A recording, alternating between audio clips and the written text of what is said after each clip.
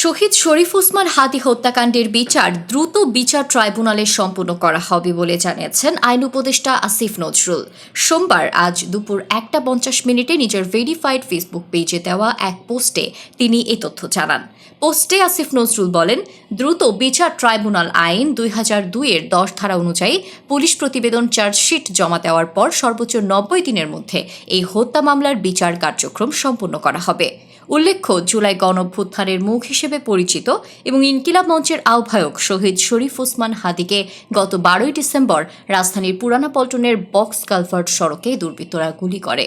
পরে গুরুতর আহত অবস্থায় তাকে উন্নত চিকিৎসার জন্য বিদেশে নেওয়া হয়। চিকিৎসাধীন অবস্থায় 18 ডিসেম্বর সিঙ্গাপুরের একটি হাসপাতালে তিনি মৃত্যুবরণ করেন। এই হত্যাকাণ্ডকে কেন্দ্র করে দেশজুড়ে তীব্র প্রতিক্রিয়া সৃষ্টি হয়।